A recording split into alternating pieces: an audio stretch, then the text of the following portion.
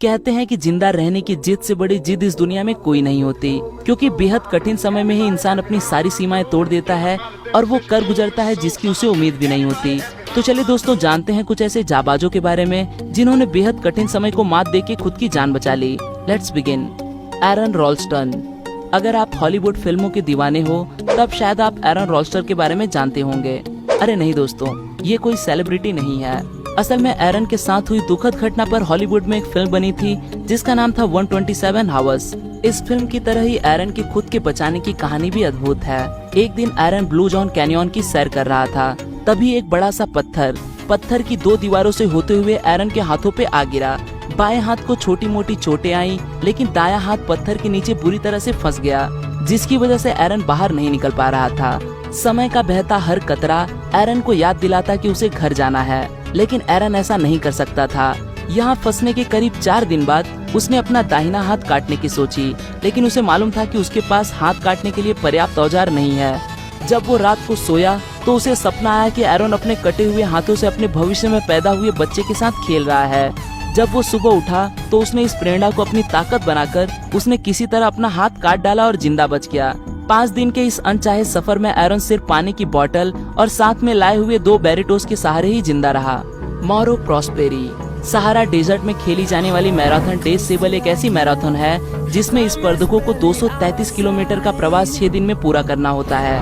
1994 में हुए इस इवेंट में एक बड़ी अनहोनी घटना हुई। मौरो प्रॉस्पेरी नामक स्पर्धक सैंडस्टॉर्म आने की वजह से अपना रास्ता खो बैठे। अपने मूल ठिकाने से सैकड़ों किलोमीटर दूर वो खो गए। अगले 9 दिन तक वो अपना ही मूत्र पीकर जिंदा रहे।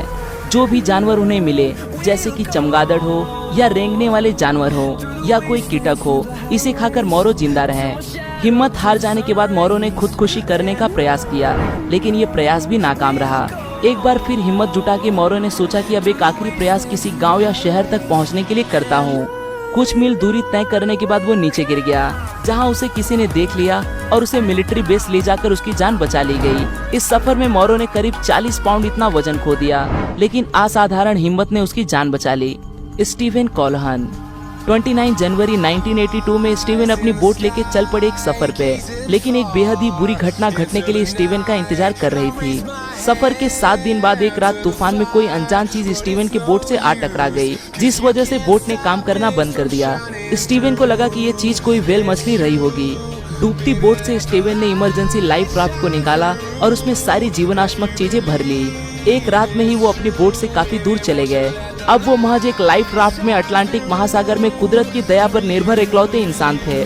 कुछ ही दिनों में स्टीवन के पास का खाना और पानी समाप्त हो गया। अब वो अपने कौशल, जिंदा रहने की जिद और नसीब के भरोसे थे। स्टीवन ने फिशिंग करना और खारे पानी को पीने लायक बनाने की कुशलता सीख ली और इसकी मदद से 79 दिन वो अकेले पानी में भटकते रहे। फिर कुछ मछुआरों द्वारा स्टीवन को बचा लिया गया। जूलियाना कोइपके। 1971 के क्रिसमस की शाम जूलियाना अपनी मां के साथ प्लेन से होते हुए अपने पिता से मिलने जा रही थी। जब प्लेन हवा में था तब बिजली के हिट करने की वजह से प्लेन के 2 टुकड़े हो गए। जूलियाना अपने सीट के साथ बाहर फेंक दी गई और सीधे नीचे अमेज़न जंगल में आ गिरी। इस हादसे में जूलियाना की कई हड्डियां टूटी, उनके देखने की दृष्टि में कमी भी आई। अब ये तो तय था कि जूलियाना इस हादसे से बचने वाली इकलौती महिला थी। इतना होने के बावजूद जूलियाना चल पाने में सक्षम थी।